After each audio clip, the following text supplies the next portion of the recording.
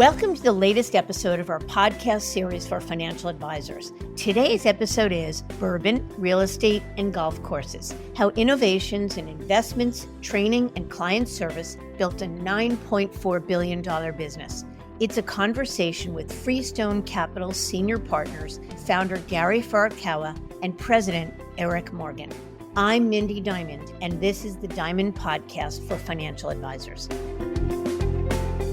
This podcast is designed for advisors like you who are interested in learning more about the evolving wealth management industry through candid dialogue with breakaway advisors, those from the C-suite, and industry thought leaders. It's available on our website, diamond-consultants.com, as well as Apple Podcasts and other major podcast platforms. So be sure to subscribe and share it with your colleagues.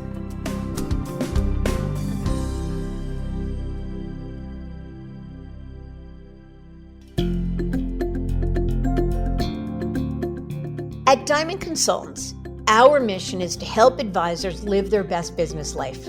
We want every elite advisor to find exactly the right place for their business and their clients to thrive, whether it's at a wirehouse, a regional, boutique, or independent firm. As the industry's leading recruiters and consultants, we've transitioned more than $250 billion in assets under management in the past decade. And each year, 25% of transitioning advisors who manage $1 billion or more are our clients. Curious about where, why, and how advisors like you are moving?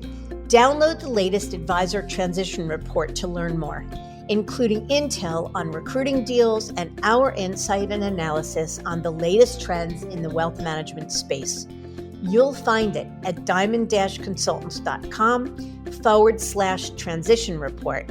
Or if you'd like to talk, feel free to give us a call at 908-879-1002. What does it take to thrive in the ultra-competitive wealth management world?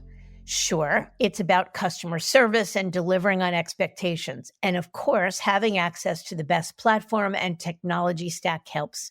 But for those in the multi-billion-dollar range, it's well more than that. Their success is often driven by innovation, thinking well outside the box to create unique solutions around how they serve clients, train their teams, build their businesses, and even manage investments. For Freestone Capital's founder, Gary Furukawa, it all starts and stops with one core concept. We're here to solve problems for clients, period.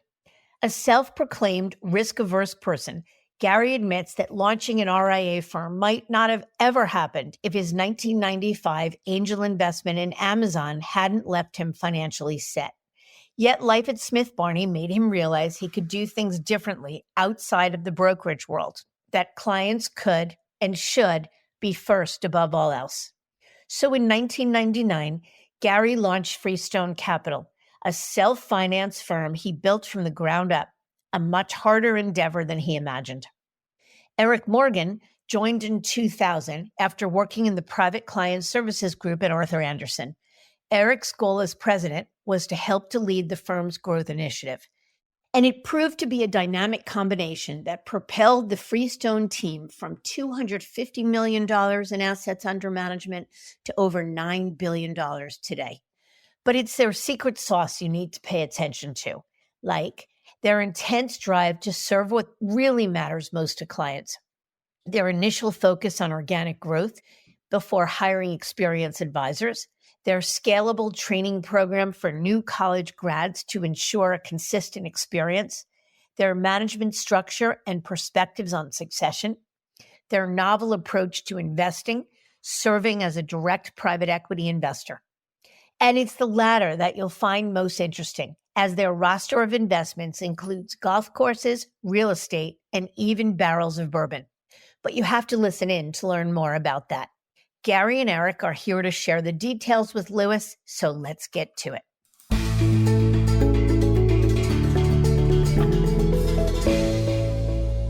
Gary and Erik, thank you so much for joining us today.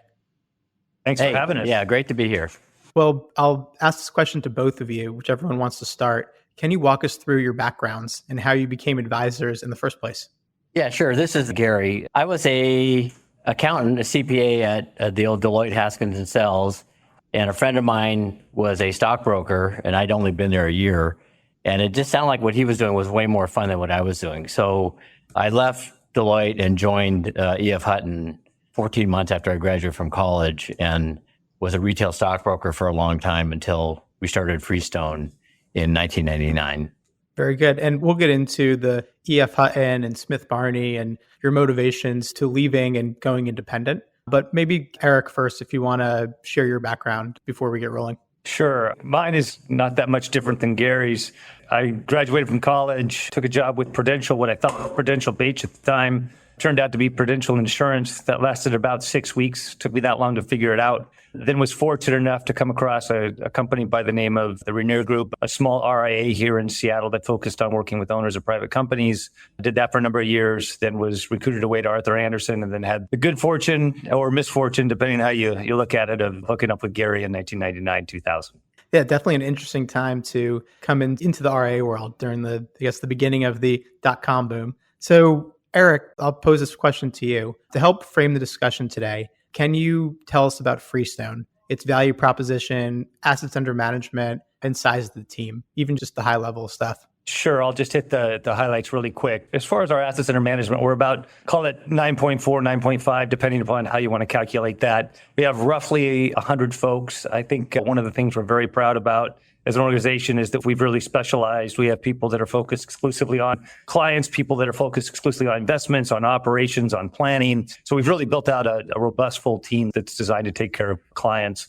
When I think about what Freestone does today and we bring to clients, the way I like to look at it is that we're really a firm of no excuses. You can come to Freestone and receive fantastic planning work, fantastic estate work, tax work, philanthropic work, concierge, consigliere, and investments, all of which you can get here and really have.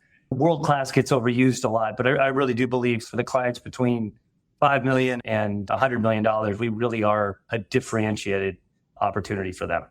Yeah, I would agree that Freestone does have a differentiated value proposition, and we'll spend some time going through the particular elements that you mentioned and how specifically you go to market to service your clients. Before we get into some of the motivations for founding Freestone, I'm curious, Gary, as the initial founder of the company, did you ever imagine or vision that you'd have over 100 employees and be close to 10 billion in assets when you founded the company? No, I always believed I would be successful and the firm would be successful. But actually, when we started the firm, my original idea was I didn't want to grow at all. So no, I didn't think we'd be where we are.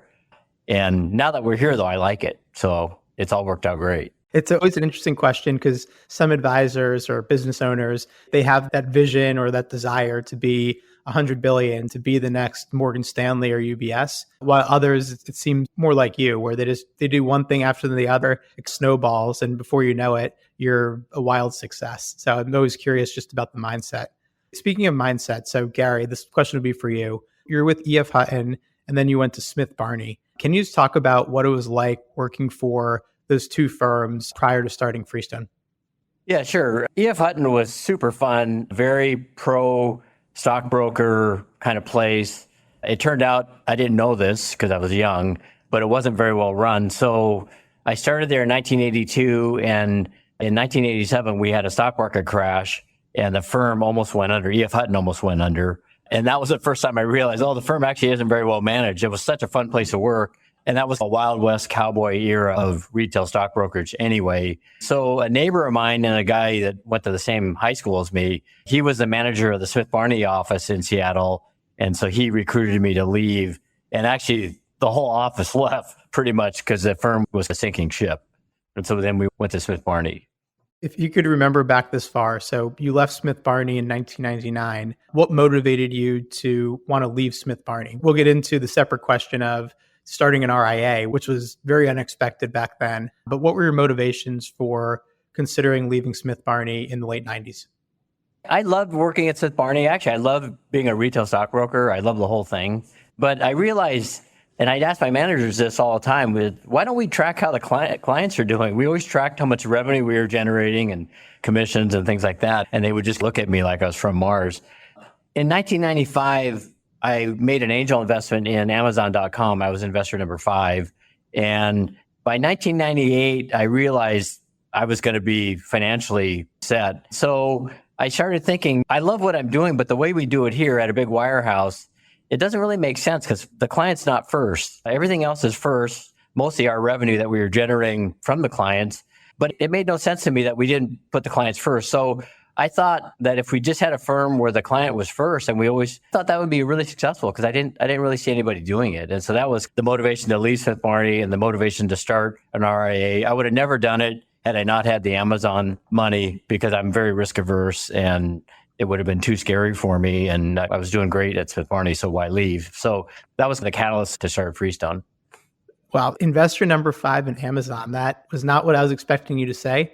And it's such an interesting origin story because that is something that a lot of advisors grapple with is I'm doing well, I'm growing. How do I justify the risk? But being able to take the risk issue off the table, you got to just sit back and say, what's best for the client? And I would assume too, where am I going to have some fun?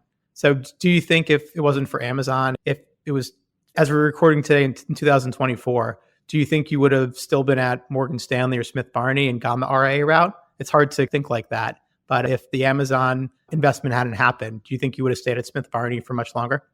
Yes, I think I would have. I was making a lot of money and I was having a lot of fun. And by then I had 4 kids. So I didn't really want to put myself out to do something like this. And starting Freestone was awful. It was hard. And we didn't have the infrastructure that we do today to start an IRA. It was everything was on your own. You just had to figure it out. And for 3 years after we started Freestone, I regretted it. I would come home every night and talk to my wife and say, yeah, I probably should have stayed. This is a lot of work. I wasn't getting paid. I didn't take a paycheck for 3 years. I was putting lots of money in the business. And it's just a stark reality that when you work for a big firm, you don't realize how much they're doing for you. And when you start an RIA, you realize, no, you're doing all of that. You have to do it. And you had to figure it out. And we did. But it was tough for the first 3 years, very tough. Yeah, I would like to think that today advisors have it decently easier when they're considering going independent because of all the infrastructure providers, the advancements in technology, and even how much more helpful the custodians are with launching businesses. But back in the late 90s, I would guess you probably can count on one hand or maybe one finger how many people you knew who had broken away from a major Wall Street institution to go independent. So I'm curious, how did you even learn about the RIA channel? It was certainly not on the radar of most advisors or brokers back then. Yeah, I think we did talk to Schwab, and Schwab was emerging at that time to service RIAs as well. But it was very early days. Everything was very rudimentary. I just think of the stuff we used to do. Gary Smart, one of the guys I started the business with, bore the brunt of the operational stuff, and he was really good at it. And The whole firm was built on spreadsheets. yeah, we had just lots of spreadsheets, and it was very manual. And I just laugh now when I look back at what we had to do. Much easier today, still hard, but much easier than it was. And so, yeah, I'm pretty sure I would have stayed at the wirehouse had I not had the Amazon event because I'm risk averse and was doing great. So why take the risk? I get it. And I'm curious, when you launched the business, how much in assets did you have? And how many people did you bring with you from Smith Barney? I had a team of 5 that worked with me at Smith Barney, and they all came with me. And we started with $250 million in assets. And my original plan was I was just going to run my own money. And we basically I had a $550 million book at Smith Barney, but I only took the clients that would fit in the new model because a lot of the clients at Smith Barney were commission clients and they didn't fit in a fee-based model. So I basically $250 million and thought that I'd just run my own money, take my favorite clients with me, and that was going to be it. But after about 6 months, my 5 employees came to me and said, hey, look, if you don't grow the business, there's no opportunity for us. So we want you to grow the business. And I said, oh, okay. And so I stumbled onto Erik, and he was our growth engine in the early years. I like that. So it was the threat of employees walking out the door if you didn't grow that catalyzed you to build one of the top RAs in the country. Not a bad chain of events. Yeah, no, it worked out. And 2 of them are still here. So they stuck it out and they're benefiting from what's happened. It's interesting. We were all in our late 20s, early 30s back then. And I don't think that we really connected the dots that if there's no growth, there's no opportunity. And Gary was looking around, as I understand it, going, what, isn't it fun? And they were like, yeah, for you. So it was really something that they pushed, and I'm glad Gary took them up on it. So Erik, let's pivot to you. Why did you join Freestone from Arthur Andersen? Obviously, Andersen at the time was one of the top companies in the United States. And to take a flyer on a new business and an emerging part of the wealth management ecosystem, what motivated you to partner up with Gary? Well, I was fortunate in that my first real job was an RIA here in Seattle that was focused on working with owners of private companies. And so early on in my career, I got an MBA of working for rich people. And so I was familiar with the RIA model and the benefits associated with it. I was then brought into the Arthur Andersen family, for lack of a better term, and then was exposed to a group of clientele that from a net worth basis were significantly larger than the clients I was working with at my first job. And what I realized in working with those folks is that working for a billionaire, it really sounds great. But the fact of the matter is you're really not working for that person. You're working for the person that works for that person that might work for that person. And there really wasn't a lot of psychic income. I didn't feel like I was doing a whole lot to really help people out. And so I spent 2.5 years at Arthur Andersen, had a great experience.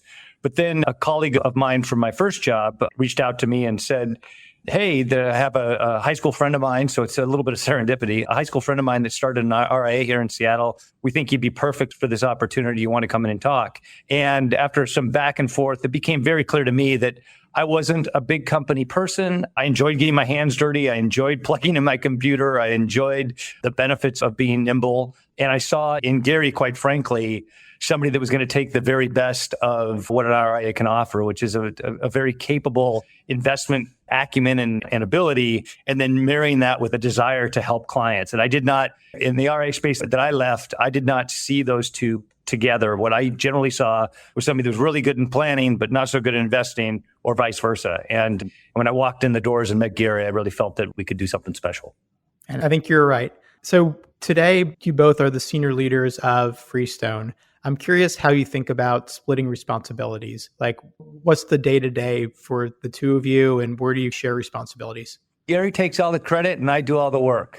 Not true at all. That's not true at all. I'll let Gary go in a second, but I think we've done organically a very good job of recognizing each other's unique skills and strengths and being comfortable and confident in the other to let them do the things that they're good at. If I had to define it, Gary takes the leadership role on the investment side of the equation and a lot of the business decisions in terms of allocating capital and that sort of thing. My responsibilities really are more on the day-to-day team building, service offerings, those types of things.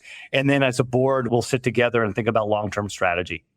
Very good. Thank you for sharing that. And it's an important question because most practices that are launching an independent firm for the first time or just thinking about how to scale it, having the right people and the right seats on the bus is critically important. And we've had some interviews with folks that have co-CEOs or where there's a very broad management team, others where power is concentrated with one person. So it's always interesting to hear how the biggest and best firms think about allocating responsibilities as a way to go and scale the business and make sure each of you is focused on your most lucrative areas of the business. So thank you for sharing that.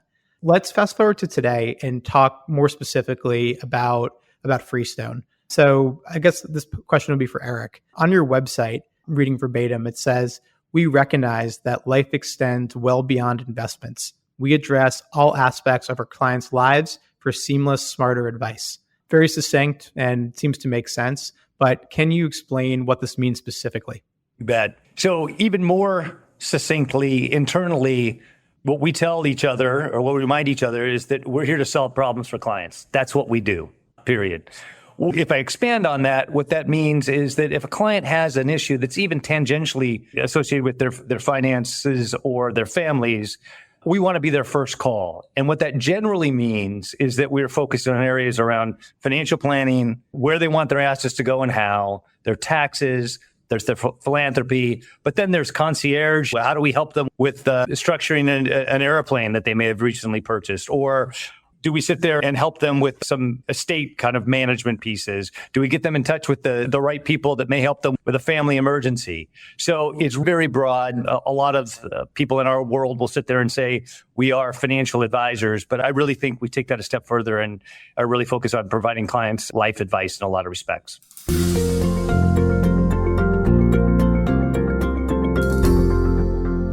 I really like it too that your mandate is to help clients solve problems. So with that in mind, do you charge separately for some of these services? And is there a limit to what you'll do for clients? The short answer is we do not charge separately in most cases. There are exceptions from time to time, but 99% of the time we do not. And we instill upon our advisors the confidence to be able to tell clients, we can't do this. This is not in our skill set. It's beyond our capabilities, but we will help you identify and connect with the people that can. So we've found that in the areas where we can add value and we can deliver for clients, we do that. In the areas we can't, we make sure that those clients are connected with the appropriate people. And I can guess by the types of services that you mentioned, the types of clients you're targeting. But can you just share if you have minimums and who is the ideal target client of Freestone? Absolutely. So our stated minimums are $1 million. I would say that is a soft minimum. There are always exceptions in our business, but $1 million is the target minimum. I think between $1 million and $2.5 million from an investment perspective, it's going to be a different flavor of ice cream from one firm to the next, given the types of things that you can do. From $2.5 to $5 million, I think we differentiate quite a bit. And from $5 million and above, I think on the investment side, we differentiate not just quite a bit, but it's dramatic in the way that we go to market and try to allocate capital for clients. In terms of the services that we provide, that's almost independent of their net worth. As I alluded to just a minute ago, we're here to solve problems. And whatever those problems the client may have, our job is to solve them and help them address them. We've found that if we do good work for clients, independent of their net worth, we'll get paid in spades over time. We feel the same way. If you do the right thing, then the riches tend to follow. I'm with you there. Can you talk a little bit about how your value proposition stands out relative to your competitors? So your value proposition for attracting clients, we'll spend a little bit of time later talking about the value proposition for recruiting advisors. But as you're going to market, trying to find the next ultra high net worth family to bring into the firm, what's making your value proposition stand out and win? I'll take the first part of this, and then I'd like Gary to talk on the investment side of the equation. But our value proposition for clients from a planning perspective is that you can come to Freestone with a whole host of issues with a very complicated or very simple situation, and we can help ferret out your objectives, understand what your goals are going to be, what your risk tolerances are, what the appropriate issues may be, and we can help craft a plan, a strategy around that to help you accomplish your objectives. And clients' objectives are all over the map. There is no right, there is no wrong. Our job is to help them achieve the goals that they lay out and that they set out. So I think one of the ways that we're able to differentiate in the marketplace is to be able to do that from a planning perspective in a way that there are other good firms out there, but we are certainly as good as any of the rest of them when it comes to bringing out the planning benefits. Well, we differentiate a lot for the advisors in the marketplace. The area where we very much differentiate is on the investment side of the equation. Yeah, I think our private investments, firms, this is a hot area now, and a lot of firms say they have them, but we've been doing this over 20 years. We've made lots of mistakes. We've had lots of success, and we've morphed into something that I think is way different than our competitors. So we started out in the beginning doing fund of funds, and we quickly realized that's not a very good thing for the clients. You have a double set of fees. This idea that you can pick managers in advance that are going to outperform, it's the same problem that stock pickers have with picking stocks in advance that they think are going to outperform, or picking mutual funds that are going to outperform. It sounds great. It really is tough to do. And then the double sets of fees, especially when we had 0% interest rates, it really makes it tough. What differentiates our private investments now is that we do almost all of our investing direct. So we have a real investment team. We're actually making the investments, whether it's real estate or Bourbon or private equity. We're not investing in a fund. So when clients come to us, they're actually getting direct access. We want the control. That's what we've learned a lot about being in funds, is that you lose control, and we need to have that control. And so that just requires a different set of people, a different skill set than most firms have. And our performance has been really good. And I really love what we're doing. And we keep moving more and more in this direction of just making direct investments, not putting money in a fund or something like that. And I think it's important to point out that for our clients, if you're a $5 million client, you may have 20 to 30% of your investable portfolio in these alternatives, whether that is, Gary alluded to, bourbon, whether it's litigation finance, whether there's golf courses. We really will look at any opportunity that we think we can exploit value out of and that we can have an edge. And the fact of the matter is the only thing that we really haven't invested in, ironically, is venture, given where Gary was when he started the firm. But from an investment perspective, we were demonstrably different than our competitors here on the West Coast. I think you knew my follow-up question was going to be talk more about investing in bourbon. I have not heard this before. So how did you stumble upon that? And how does it even work? So are you physically buying barrels of bourbon and storing them in your basement? Yeah, somebody's basement, not ours. So we get pitched with, because of what we do and because we have a lot of capital now, we get pitched constantly. And we have a team of about 4 people that go through all the ideas. We probably get pitched 1,000 times a year. We do 2, 3, 4 things a year. And bourbon was one of these funny things where we got pitched, 5 years ago. We went to Kentucky with this person, didn't believe it. And his premise was that you can buy a newly made barrel of bourbon. So it's in an oak barrel, 50 something gallons. And you can pay $600 for this barrel of bourbon, store it for 4 years, $25 a year to storage and insurance. So you're in $700. And you could sell it for $2,000 at the end of 4 years. 4 years is when, if you go look at liquor brands, bourbon brands, almost all the bourbon is bottled at the 4-year point. So that's a key metric. So it's a form of inventory finance if you think about it. But we didn't understand why a distiller would sell their barrel for $600 when they could wait 4 years and sell it for $2,000. That didn't make any sense to us. So we spent a year meeting all the distillers in Kentucky. We hired as our attorney the former head of the Liquor Control Board of Kentucky. And we just really learned about the industry. And we realized, you know what? Actually, this is true. It didn't make any sense other than the distilling business really isn't a very good business. These guys didn't have a lot of capital. They didn't really have the capital to store the bourbon 4 years and hold it. So we are a form of inventory finance. And the banks, because of liquor laws, they were usually hamstrung on loaning to the distillers also. So that was the opportunity. So we started out, again, like a lot of things we do, we started out small. We bought some barrels, learned about the industry, and then we realized it was true. So then we raised money 4 years ago. We raised, $150 million, and it's been super fun. We've learned a lot about doing business in Kentucky, which is not all good.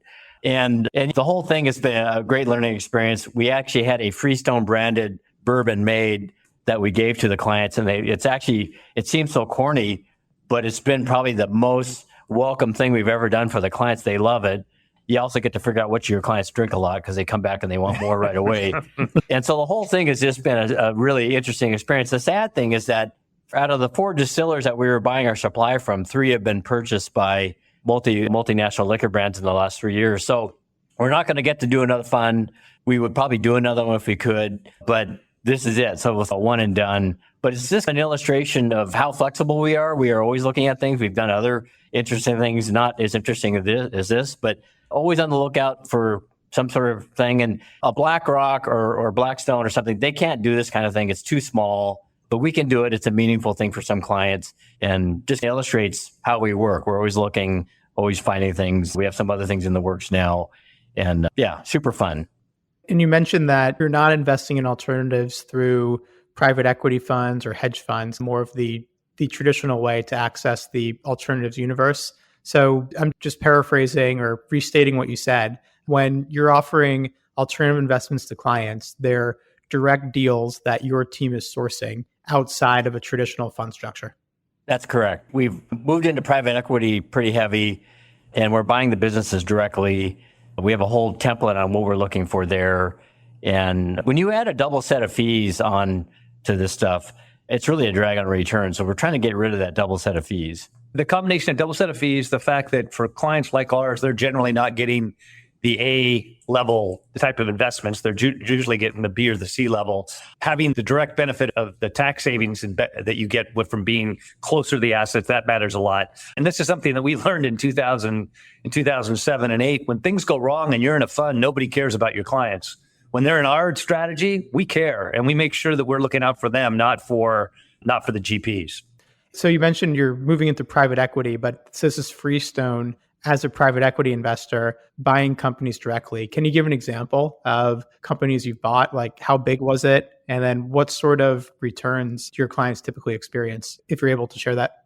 Yeah. So recently we bought a company that does dredging in Houston. So you think about dredging, most people have never heard of it. But, if you're a business on the water, every year your area around your dock gets silt and pretty soon boats can't get in there. And so it's an annuity business. You have to do it. So this company does dredging. It was owned by two guys in their 50s, two brothers, a very successful business. They wanted to sell, but they also wanted another bite at the apple. So we bought 70% of the business. They kept 30%. And they know that they have three other markets they could expand into, but they're in their 50s. They were making good money. They didn't really care to do it. They wanted us to take the risk to do it. But we could build another dredge. Every dredge does about $20 million of revenue. So we're in the process of, over the next few years, we're going to build three more dredges. They had two to start. It was a $40 million revenue business. If we build three new dredges over the next 3 to 5 years, we can get it to $100 million. And so that's an opportunity we're looking for, where you have founders that have the know-how. They want a second bite at the apple with us. So they'll sell most of their equity, but they want to hold some equity. We want them involved in the business. And there's something that we could bring our financial expertise and our capital to grow the business. And we also like something that we pay a really low entry multiple for. So private equity, typically, if it's a big fund or something, they're paying 12 times earnings for companies, things like that. We're paying 5 times EBITDA for most of the businesses we're buying. So we use little or no leverage. So leverage is one of the things that can sink companies, and we just try to avoid that. If you haven't connected the dots yet, this was not by design. The ideas led us in that direction. It sounds eerily similar to what Warren Buffett did early in his career, which is buying these little companies at good prices and then letting the operators do their thing and bringing value where he could. Yeah. And I have to say, we've interviewed some of the most successful RIAs and financial advisors in the country on this podcast. I've never heard of an investment approach as novel as what you've shared, which I think is a interesting pivot point to talk about the incredible growth of Freestone. I noted that the firm has more than doubled since 2018, which is absolutely incredible. Obviously, from where Gary founded the business in 99 with 250 million, it's grown even more than that. But maybe just looking at the last couple of years, since 2018, how do you attribute this doubling? Obviously, some of it's market related, but what is it that you've done that has driven this level of growth? And I assume part of it's going to relate to the investment side, but maybe you can elaborate. You bet. I would say there really are three elements. You touched on one of them. It helps to have the wind at your back, and that's the case for everybody. But what we did coming into that period of time is we spent a lot of time making mistakes in the past, professionalizing the business. And I think that somewhere around 2016, we really started to grow up and move from a firm that had gone from childhood through adolescence and now was in adulthood. And from an investment perspective, we really started to hit on all cylinders and really identify opportunities. We had a lot of flows coming through that allowed us to take advantage of things that we may not have seen in the past. And so we got a real lift in terms of the performance of those investments. But then we also were able to tell an incredible story in the marketplace that was so differentiated and unique, as you said, that attracted a whole bunch of clients. So I think the market coupled with our kind of maturation helped. And then there was a moment in time where we lifted our heads up and we said, you know what, we have $4.5 billion in 2018. We have, call it 6, maybe 7 full-time advisors. We were all in our late 40s, early 50s. And the simple fact of the matter is that group of guys, that cast of characters, they're not going to be the ones that take us from 5 to 10. We need to get some new blood in. And so we went on a pretty aggressive, we went pretty aggressive trying to identify new advisors, bringing them in, mentor them, developing them, and then getting them out in the marketplace to tell our story. And so we've gone from, call it 7 to 24 client advisors over that period of time. And so that definitely, just getting the story out there has helped a lot. Yeah, we've had actually incredible success with our young advisors where they come in, no book, no nothing. They start, and we have a whole program to develop them professionally. And we really have had almost no failures. Everybody has been really successful, and it's been super fun also. And we also realized we needed to develop a bench of next generation people because we're not getting any younger, and we owe the clients the chance to have continuity with the future advisors. So we've really had great success with this whole program of developing people, our bench, and we're actually accelerating that now. That point in particular is worth staying on because most businesses, but especially in this industry, struggle with developing next generation talent. Either there's a high failure rate, people struggle with finding experienced advisors with books of business. You fill in the blank of kind of the excuses or things that happen that makes it really hard to develop people the way you have. Can you talk just a little bit more about the strategy of bringing in people without a book of business? Like, what was their background before? And maybe even just a little bit of what do you think is the most impactful part of your curriculum that has helped make them so successful? What makes it work is that we have a structure that we can communicate to somebody, a young person. One thing I observed when I was at the accounting firm is accounting firms actually pay really low starting wages if you work for a big firm like I did. But what attracts people to the accounting firm is that accountants are low risk kind of people.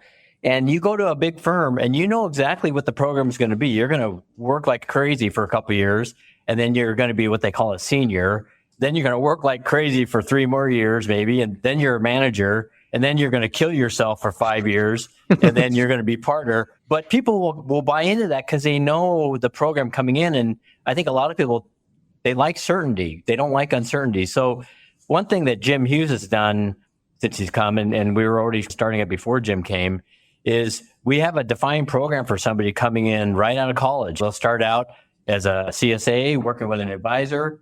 Then they'll take the CFP and start doing financial planning as part of a senior advisor's clientele. And then we only pay our advisors on a certain number of clients. And so our older advisors have an incentive to pass on these clients to this kind of new advisor, and they learn with that. And then they also work with Schwab, which refers them business. So they get a lot of at-bats on selling and persuading and that sort of thing. And so people come in and we can show them, hey, look, you're 22 or 23 or 24 now, but this is what it looks like for you.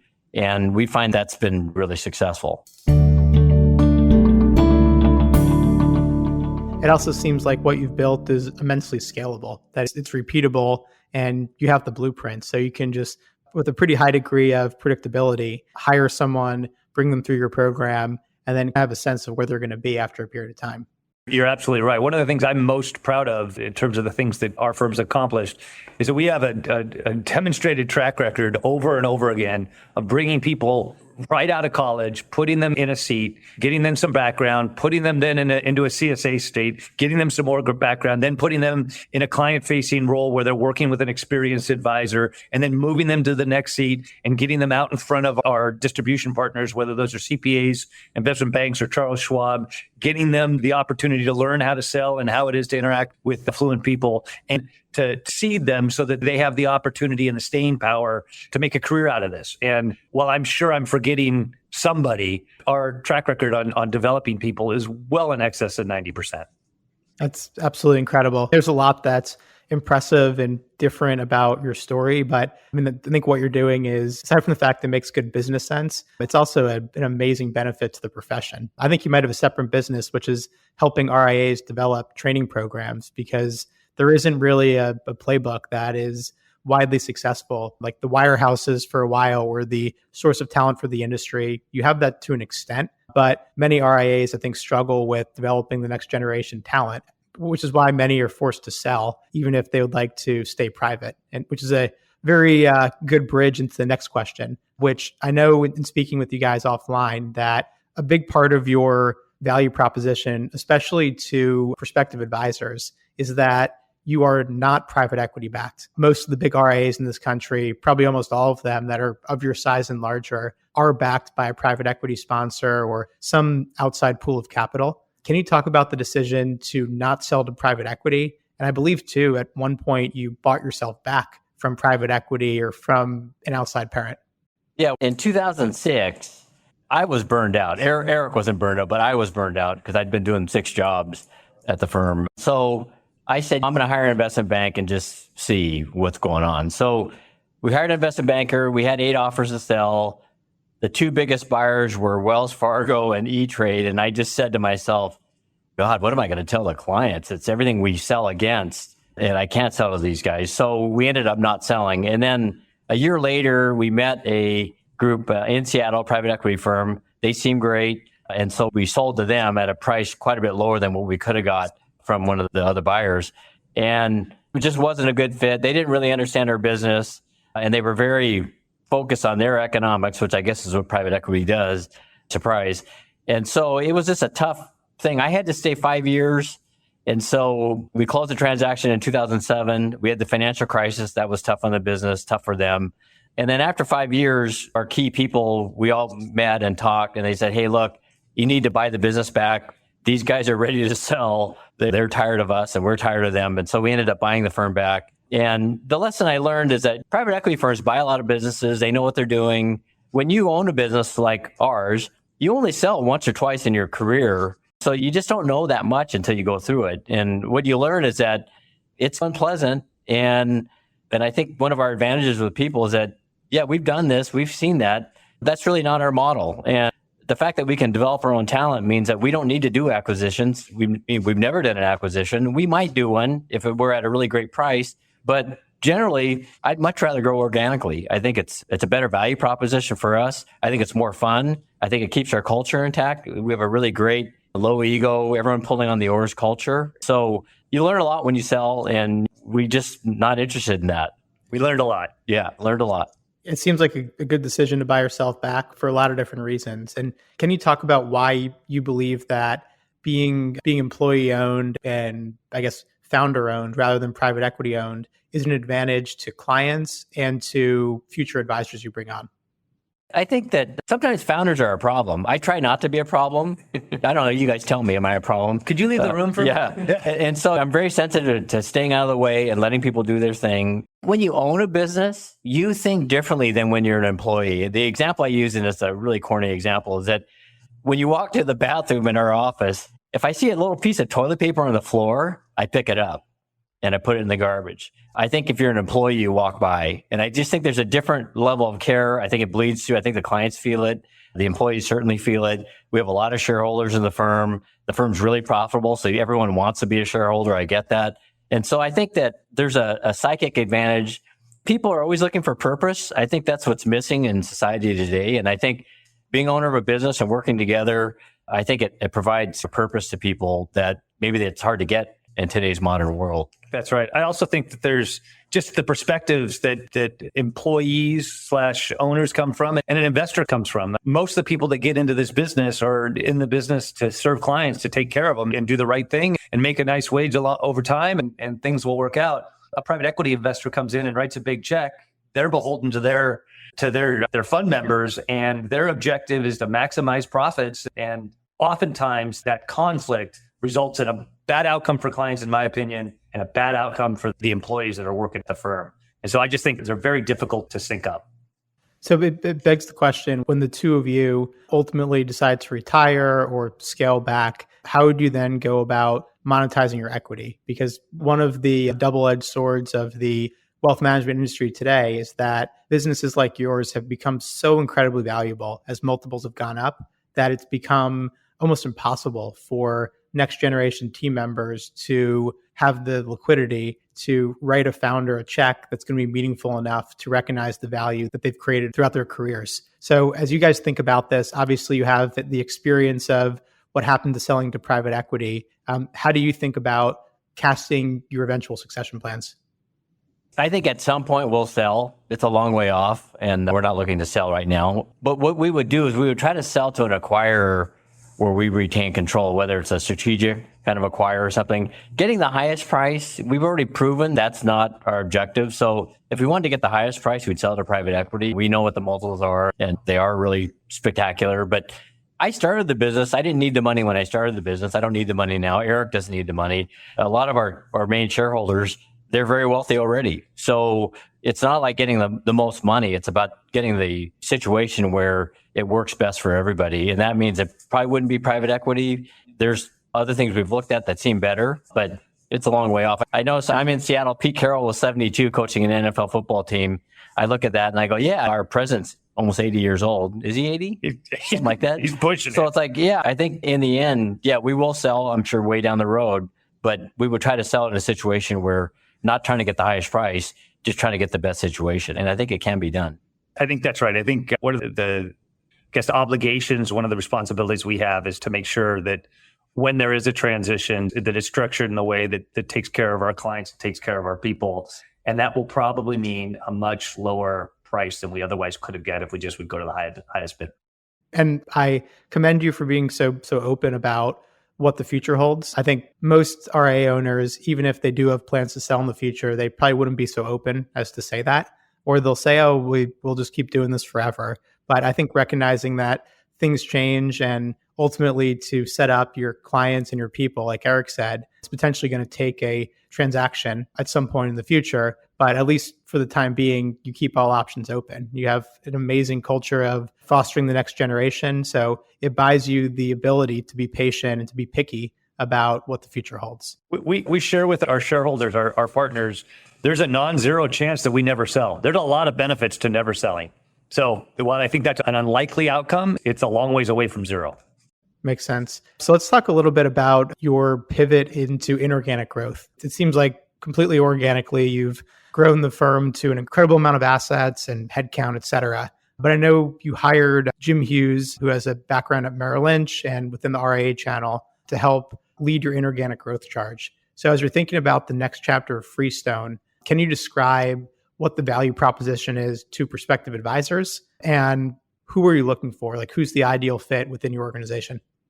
One of our key tenets internally is that we're looking for people that are low ego people. I think our culture is one where people check their egos at the door. We all work together. Everybody pulls together. There's not a lot of politics, and Erik and I actually hate that kind of thing. So I think our value proposition to prospective advisors is that, hey, you can come to a place where we're going to help you and we can demonstrate what we've done with other advisors, because we've hired a lot of advisors and they've crushed it. They've grown like crazy. And we can just show them over and over, this is what's going to happen with you. We have lots of referral business coming in from different sources that is really robust. So it's not like you're going to come in here and then you're going to be cold calling. You're going to come in and we're going to have stuff teed up for you and you just need to execute. And so I think that's really attractive to people. If they're successful or if they have a decent sized book of business now, they become shareholders right away. The company's very profitable. So being a shareholder means you're getting people. And then I think just the idea that we are all here to help you. It's not a competitive thing. I worked at a wirehouse where I was doing my estate planning. We had 50 stockbrokers in my office back in the day. And my wife asked me, well, if something happened to you, who would I talk to in the office? And there was one guy. And it's like, oh my God, I sat there and go, one guy out of 50. That's really awful. So our culture is, I think, if something happened to one of our partners or shareholders, they could talk to anybody. Everyone would just bend over backwards to help each other. And I think that's the culture that we have. And so I think for someone coming in, they can just see the growth they're going to have. If they want to grow, they're going to see the support. If they need someone to help with estate planning, we have that. They need someone to help with financial planning, we have that. If they need support with a younger advisor who's going to grow with them, we have that. So I think that's the kind of person we're looking for. We can't compete with the wirehouses and pay 3 times gross revenues. We're not going to do that. We don't actually want that kind of person. We want someone who wants to come in and grow and can see that in the long term, they'll actually be better off being a shareholder here. There's no doubt that our culture around the growth of advisors is different than most firms. Gary and I both spent time at accounting firms where it was the responsibility of partners to grow the next generation, to help them build their book and to provide client opportunities for them. And so all of our senior partners, our client-facing senior partners, they are measured on the opportunities that they are providing to younger developing advisors. And that's something we just don't see in the marketplace very much at all. Yeah, I am with you there. And I think you hit on some of the most appealing aspects to prospective advisors: growth, being part of something bigger than themselves, tapping into a variety of services to better serve clients. So it makes sense. I'm curious just in knowing the mindset of advisors, especially experienced ones. So people who have a successful book of business, not the folks without one, which clearly you've done a good job of capturing. Financially, why would someone be better off joining you guys rather than either building their own RIA or turning down a massive check from a wirehouse? You mentioned you're not going to be the 300% deal. So why would someone turn that down? How they look at their spouse or their loved ones and say, I'm either not building my own equity and building my own RIA, or I'm turning down this massive deal. And instead, I'm joining Gary and Erik and team at Freestone. I think building your own RIA today, if you have the ability to do that, you should do that. But I can tell you, even though it's easier than it was when we did it, it's hard because I think now today you need to get to scale really quickly. Costs are so The expensive. cost, it's gotten so much more expensive. So when we started at 250 million, we were making pretty good money at 250 million. I don't think today you can do that. I think if you're sub 1 billion, it's going to be hard to make much money. So if you are the kind of person where you think you can do it and get over that billion threshold quickly, then by all means you should do it. But if you're not, and most people aren't, advisors are usually good at one or two things. And to build a business, I think you got to be good at 4 or 5 things. And if you're just not that kind of person and don't want to go through the brain damage, I think we offer a great alternative where you're going to still grow your net worth. We can show you over and over people that are here, what they've done when they've started. We have people that have started with 100 million of AUM and now they're at 600 million. We have lots of those. We could just show you, hey, this is what's going to happen here. You just have to work and execute, and we're going to support you.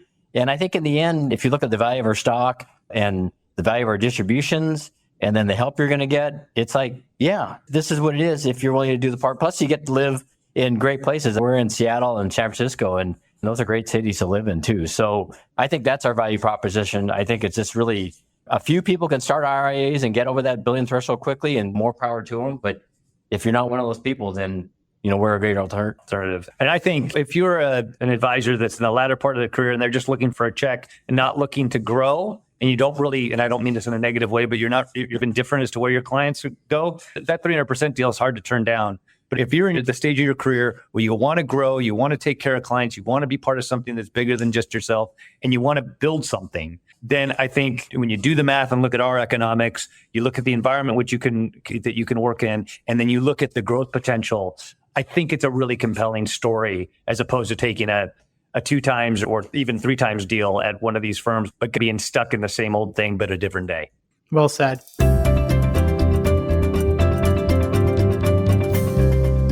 2 last quick questions to take us home. This one will be for either or both of you. Where does Freestone go from here? What's an initiative or something you guys are...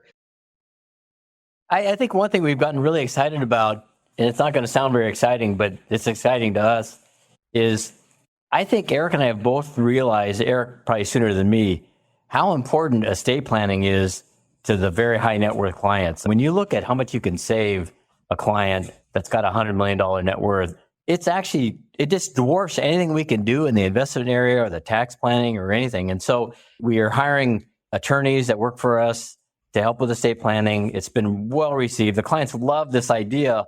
I have one client who's very fee conscious, and she met with our estate planner, and she says, I can't believe we're getting all this and I don't have to pay the fees. And we're ecstatic. And this client's never ecstatic. They're always tough. And so I'm just sitting there going, wow, that was like world changing for me. And so I think we're very excited about continuing to expand that. We're excited about expanding our next generation of advisors. And then in the investment side, I just think we've gotten so much better at ferreting out opportunities and figuring out how to attack certain areas and really generate returns for clients. And so I'm very excited about that. Eric? Yeah, this is going to sound a little corny, but Gary founded this firm. I came in 6 months or so after it started. It's really been the labor/love of both of our lives. And when I look at where we're going and I see the people around us that are helping take us there, I'm just really excited for this Freestone 3.0. We've had 2 distinct chapters in our life. I think we're the beginning stages of a third where we can really be not just a leader here in the Pacific Northwest and the Seattle area, but up and down the West Coast. And really, I think we are a thought leader in the industry. I think we kept our story pretty close to the vest. I'm excited to get that out to more people so that we can help more clients, bring in new talent, and really not make this the biggest firm in the country, but really make it the best.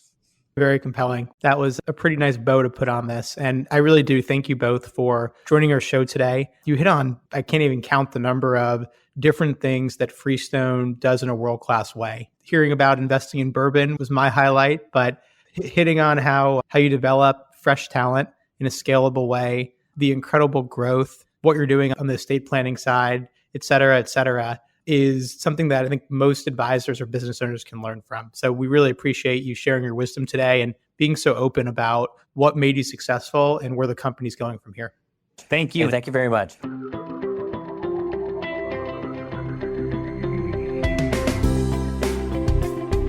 Curious about where, why, and how advisors like you are moving? Download the latest Advisor Transition Report to learn more, including intel on recruiting deals and our insight and analysis on the latest trends in the wealth management space. You'll find it at diamond-consultants.com/transition report. Or if you'd like to talk, feel free to give us a call at 908-879-1002.